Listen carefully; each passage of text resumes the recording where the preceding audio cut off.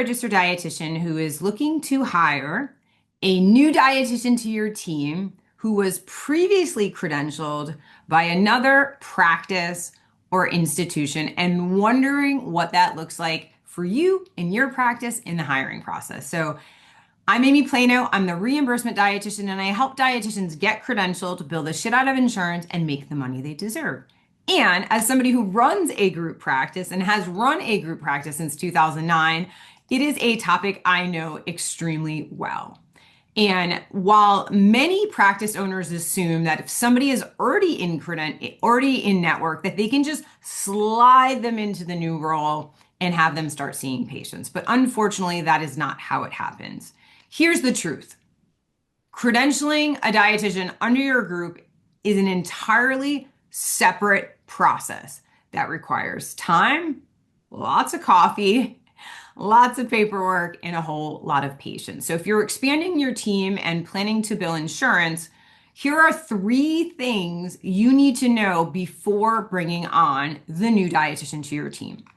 So you need a group contract with the insurance companies. Before bringing on anybody into your group nutrition practice, you have to ensure you have a group contract in place. So many dietitians start their practice, right, as solo providers and are credentialed as individual providers.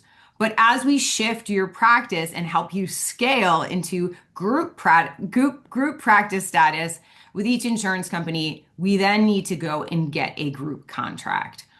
With that being said, even in the beginning, insurance companies like Blue Cross Blue Shield, a lot of times if you're an LLC, they have actually already forced you to have your type 2 and issued you a group contract. So a lot of times in the beginning, you may be actually coming out ahead depending upon what your contracts say.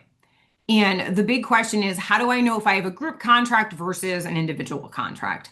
On your actual contract that you definitely want to have in your hands or somewhere saved, if you have a group contract, it will have the name of your business entity. A lot of times it might be your LLC, or maybe you have a legal DBA. That is who's going to be on the contract. So step number 1, secure a group contract under your legal business entity using obviously your EIN and your type 2 NPI. So that's important.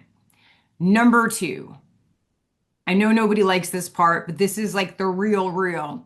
Each dietitian must go through the credentialing process under your group and as an individual. So let's talk about what that looks like. So even if your new hire is already in network elsewhere, and just to be very clear, them being in network elsewhere and you going to credential them in your practice actually does not change how they practice or how they bill in that other practice. A lot of times dietitians will say, is this going to impact my ability to work for the other practice? And the answer is no, it will not. So even if your new hire is in a network elsewhere, they still must credential under your practice's tax ID and your NPI. Insurance companies do not allow credentialing to transfer from one organization to another. So that means the following: filling out complete credentialing applications for that particular dietitian, submitting documentation. So if you're in a state that requires a license or certification to participate with the insurance companies, depending upon how that dietitian is hired, they may need their own liability insurance or they may be coming onto yours. And obviously, you're going to be submitting a W-9, and the W-9 is going to be for your practice, right? Then you need to wait, right? We'll talk about that in the next step, but waiting for the insurance companies to approve that new dietitian under your group contract. So this process is not required. This process is required for every provider on your team, whether or not they've been credentialed or not, right? I just hope everybody understands that. So while hiring somebody with experience can give you a leg up in the clinical realm, it does not speed up the credentialing timeline. So let's talk about that. Number 3, the third thing you need to know about bringing on a dietitian who has already been credentialed with another practice or telehealth company is most practice owners underestimate this part. Credentialing under your group typically takes 90 to 120 days, right? So 3 to 4 months, sometimes longer. If you're in Connecticut or you have an Anthem product, probably 6 months. So during that time, your new hire will not be able to bill insurance under your practice unless you're prepared to collect out of pocket, money or submit super bills for that particular dietitian. I'm not a huge fan of that because that creates like a super awkward environment within your practice, right? Because you or everybody else on your team is credentialed. And in order to see this other dietitian who's not in network, they have to be a cash-based visit. So that doesn't generally go over well with patients. And I just don't think that that is an amazing way to run your practice. With that being said, some of you guys have giant waiting lists and you want to jump on the opportunity and these patients are willing to pay cash, then go for it. But I've been through this process at least 50 times in my practice since I've started, and generally we just wait until they're credentialed. So you want to be strategic, right? So you got to start the credentialing process before their first day. You have to communicate clearly with your hire about the timeline, the expectations, right? Because it's going to take a while. And then obviously building some type of bridge if you want, like private pay sessions or shadowing or training, so that new dietitian stays engaged and hopefully on some level you can be generating revenue. Final thoughts, right? So credentialing a dietitian under your group is not a plug and play situation. It requires intention, it requires paperwork, and it requires a lot of patience. However, the correct planning sets your practice up to grow sustainably and serve more people that need our services as registered dietitians and CNSs, the nutrition experts.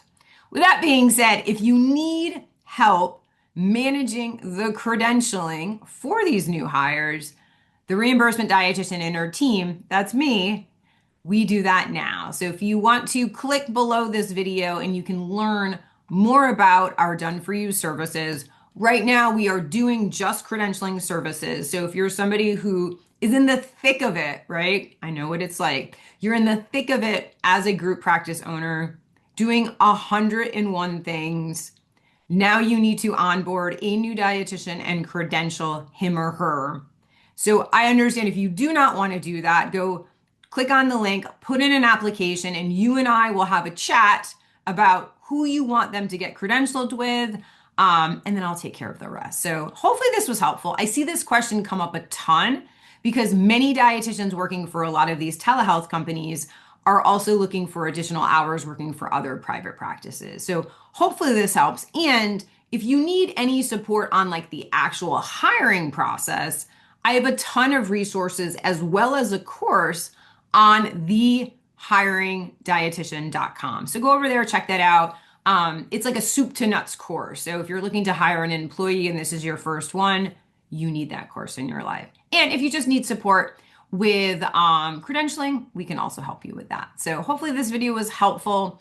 If you know somebody who is struggling with hiring and wondering what this process looks like, if you could share this video with them, I think they would be super appreciative because I think there's a lot of misconceptions and false assumptions that come with hiring a new dietitian who's already been credentialed. So I'll see you guys next week.